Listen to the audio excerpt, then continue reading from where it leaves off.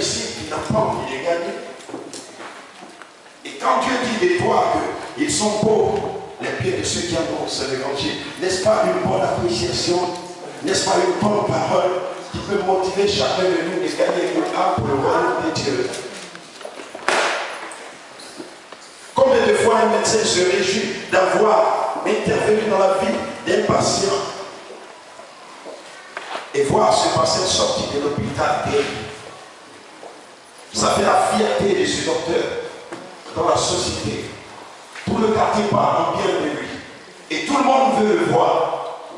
Et l'église, tout le monde veut te voir. Et l'église, tout le monde veut te croiser.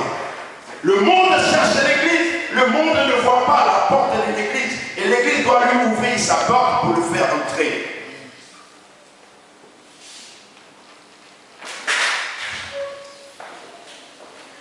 Ouvre ton cœur, que quelqu'un entre. Aime pour prochain comme toi-même. Qui se méprise ici? Y a-t-il quelqu'un qui se méprise? Est-ce qu'un bon arbre a une fois produit des épis? Un arbre a une fois produit des bons fruits. Alors ce n'est pas nous, l'Église, la lumière du monde qui a reproduit des ténèbres. Nous sommes destinés à partager l'amour de Dieu. Le plus grand crédit que Dieu a laissé sur nous, c'est l'amour de Jésus-Christ. Il dit que ne doit rien.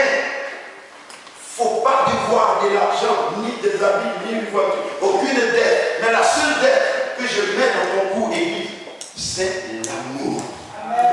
Tu es condamné à partager l'amour. C'est par l'amour qu'on reconnaîtra les fruits de Jésus-Christ en toi, l'Église.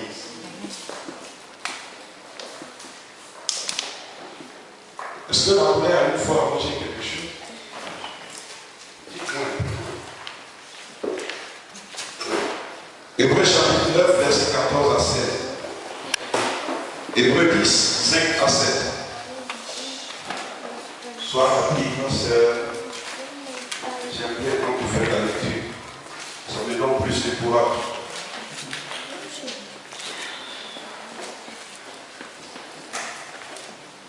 Alléluia. Là, dans le livre des Romains, Dieu lui-même est en train de parler. Et nous allons voir, à un moment donné, Jésus lui-même va prendre la parole pour parler. Il va parler lui-même de lui-même. Pour rassurer le monde. Hébreux chapitre 9, verset 14 à 7. Je lis la parole du Seigneur.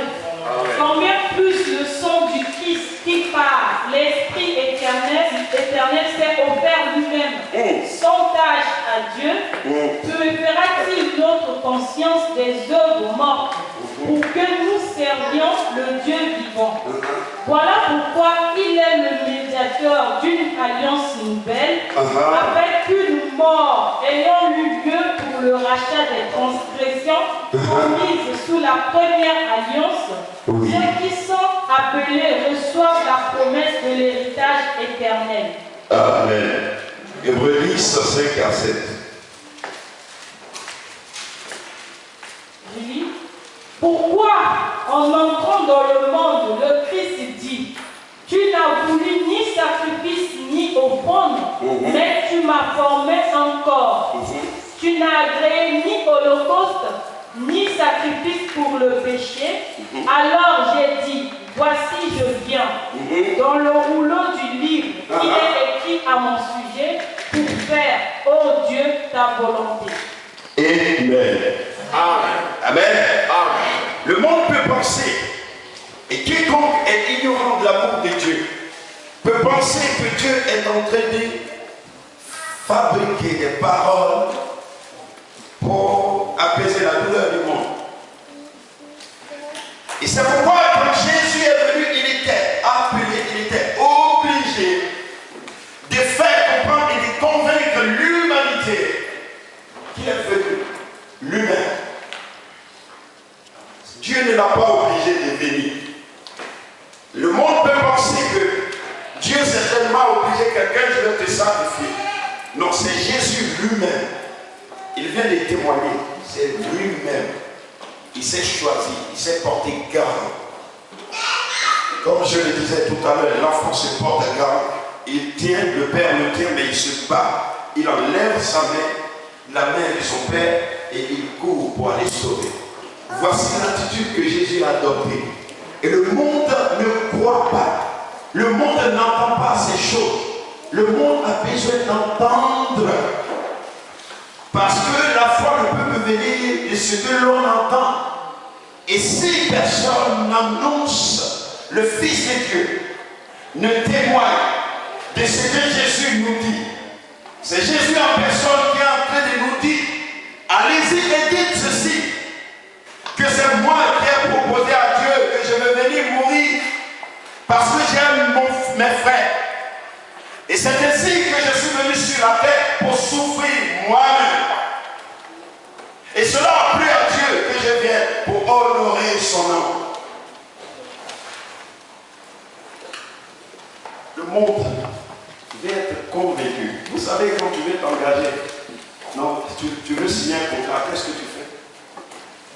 Je crois que tu lis, tu relis, tu lis encore et tu cherches même parce que dans le monde il y a des pièges. Et le monde pense que de la manière dont il fonctionne, c'est comme ça que Dieu fonctionne. Donc il veut prendre des loupes pour lire même les petits écrits là de Dieu. Dieu n'écrit pas en petit, il écrit tout en grand. C'est pas un falsificateur, c'est un Dieu juste. Quand il veut te convaincre, il te présente tout à la lumière. Et tu lis, et tu signes ton contrat toi-même. Et ce que nous sommes appelés à faire, c'est de faire lire la proposition du travail. Parce que Dieu veut faire de chaque personne son serviteur. Afin que chacun soit occupé dans l'entreprise de Dieu. Et que Dieu vienne prendre son église pour l'amener avec lui. Que ceux-là, ce sont des bons serviteurs. Et ce n'est que lorsque Dieu prend quelqu'un, il part avec lui, il fait de toi son héritier. Et tu deviens co-héritier de Jésus-Christ.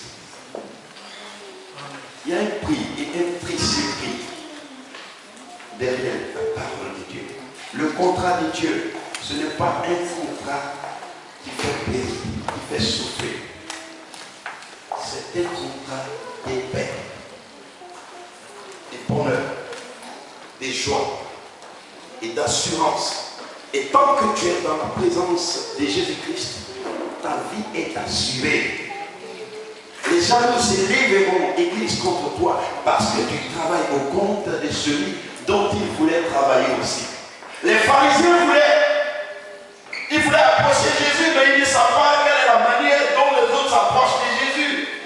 Les scribes se lèvent, ils veulent être intimes amis avec Jésus-Christ, mais chaque ami a sa façon de fonctionner. Pour que tu apprécies quelqu'un et que tu veux être un ami avec cette personne, vois sa manière d'être et tu deviendras un bon ami avec lui si tu entres dans sa procédure. Alléluia. Amen. Alléluia. Amen. Alléluia. Amen. Alléluia. Amen. Alléluia.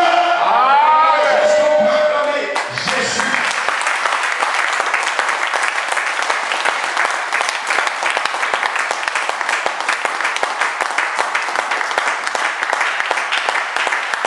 Le diable a peur de celui qui connaît ses droits. Le diable, il n'a peur que de celui qui connaît ses droits. Et vous allez voir dans le jardin de Gethsémani, le diable a voulu jouer avec Jésus-Christ.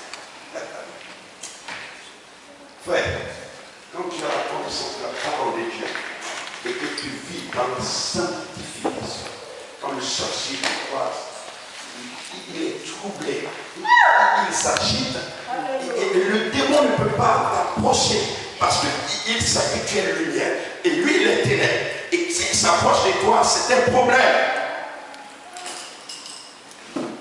Tu as un avenir assuré, Église.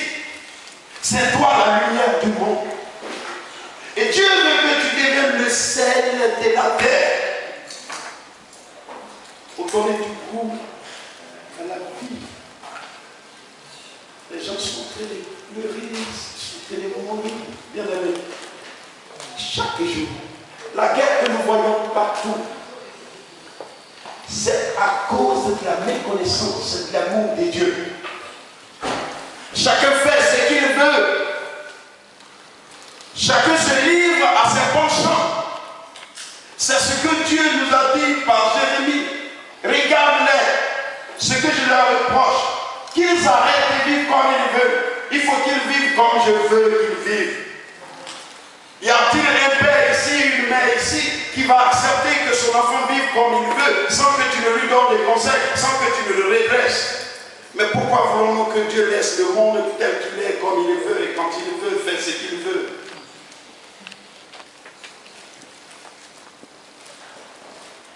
Acceptons de souffrir pour Jésus-Christ. C'est la meilleure des souffrances sur la terre. Parce qu'elle ne fait pas périr, mais elle reste. La souffrance au nom du Seigneur Jésus-Christ ne fait pas périr une âme, mais elle restaure l'âme. Quand tu souffres pour la gloire de Dieu, tu entres dans la gloire de Dieu. Alléluia. Amen. J'ai jamais vu quelqu'un qui va souffrir aux côtés d'une femme, aux côtés d'un homme qui a des affaires, qui a des entreprises, qui a une église, qui a sa famille, et tu apportes un soutien à cela. Et la personne ne peut pas gagner. Jamais je n'en ai vu. C'est ce que le monde cherche, quelqu'un qui l'aime. Quelqu'un qui porte attention à sa vie et quelqu'un qui peut lui montrer la bonne voie. Fais cela pour ne pas que tu souffres.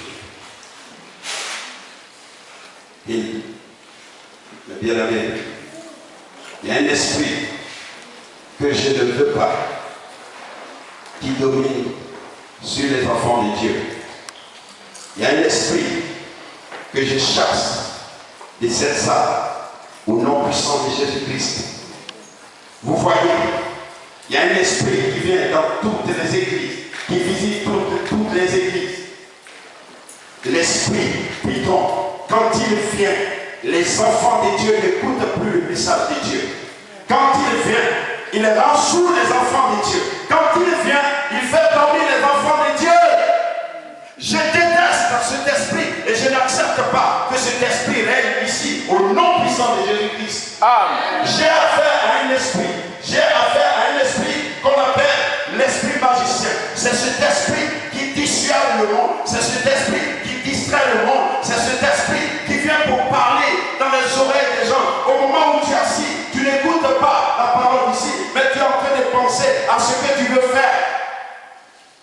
C'est un esprit. Je vous le dis si vous ne le savez pas. Si tu es ici, que tu prends ton temps à dormir, je préfère que tu entres à la maison, que tu dors peinard. Alléluia. Parce que là, tu as un problème spirituel. Et si je te vois dormir encore, à la fin, on se retrouve, toi et moi, on va prier. Je vous dis, Amen. Ce n'est pas moi, je suis en train de méditer autour des esprits qui se manifestent dans l'église et qui empêchent les enfants de Dieu de connaître la gloire de Dieu. Et je n'accepte plus ces genres d'esprits de se manifester ici à Célèbre au nom puissant de Jésus-Christ. Amen. Parce que nous sommes venus pour écouter la bonne nouvelle. Cette nouvelle qui va changer notre destinée prophétique et qui va nous faire entrer dans la gloire de Dieu. Je n'accepterai plus. Et j'ai dit à cet esprit, je ne veux plus jamais te croiser sur mon chemin.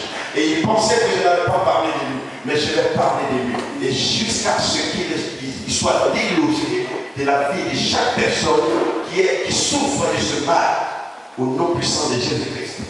Amen. Là où il y a l'Esprit de Dieu, il n'y a que la vie. Alléluia. Là où la parole de Dieu se proclame, il n'y a que la vie. Vous voyez ce jeune homme qui est tombé par la fenêtre, parce que Paul parlait.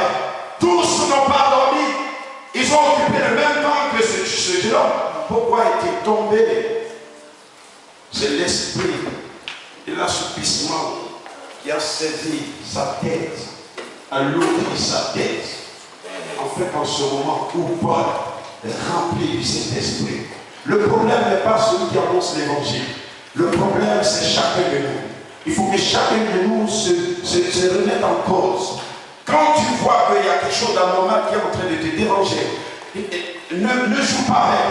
Que cela ne devienne pas une distraction pour toi. Et que tu ne trouves pas ça normal. Il faut que tu refuses cela. Il faut que tu dénonces cela. Quand le voleur est dans ta maison et que tu l'as vu la main dans le sac, ne joue pas avec lui, dénonce-le. Et quiconque accepte ce genre d'esprit n'est pas prêt à recevoir la gloire de Dieu. Changeons de mentalité.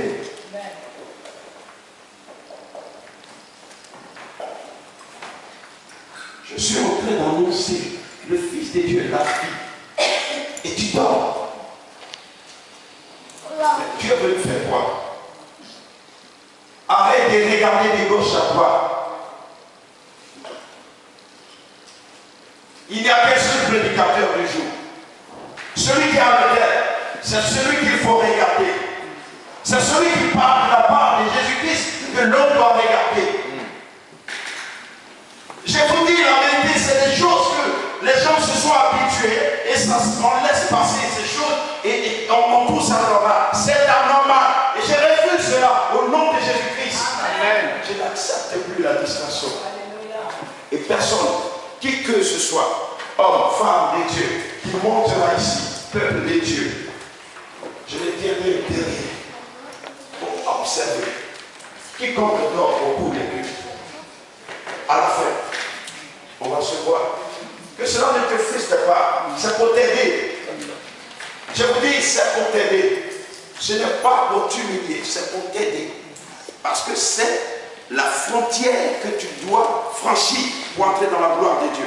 Et le diable sait qu'à chaque fois qu'il te met là et que tu t'arrêtes là, tu ne verras jamais la gloire de Dieu.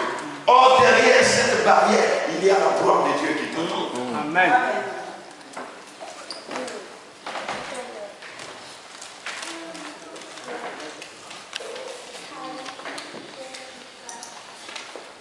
Alléluia.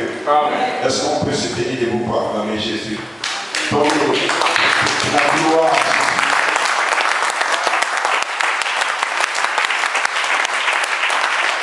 Ne sois pas frustré.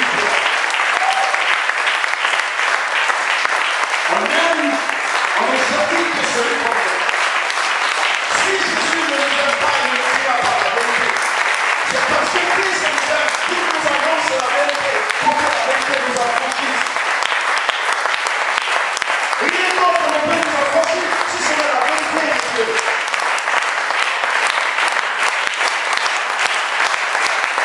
Je dis que je suis fatigué de la tiédeur de mon ministère. Je veux la puissance de Dieu, je veux l'esprit de Dieu, je veux l'onction de Dieu, je veux la parole de Dieu, je veux le feu de Dieu.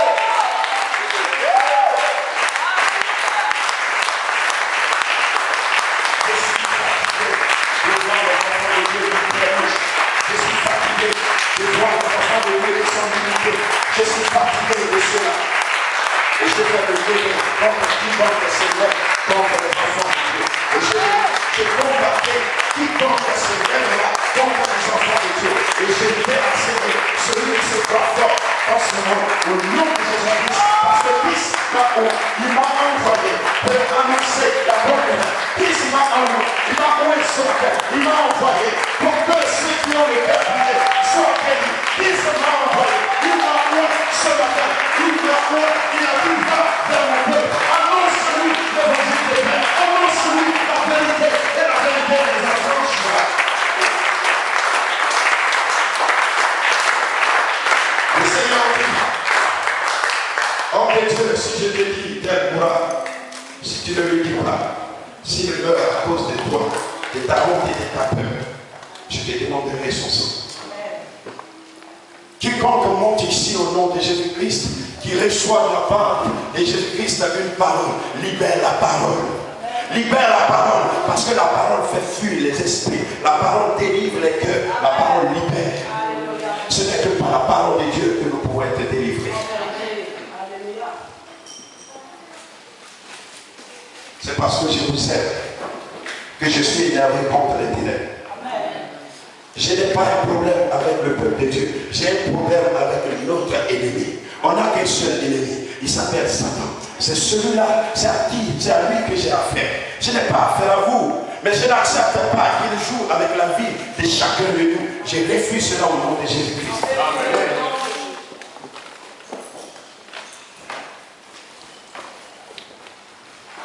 Asseyons-nous dans la prière de Jésus.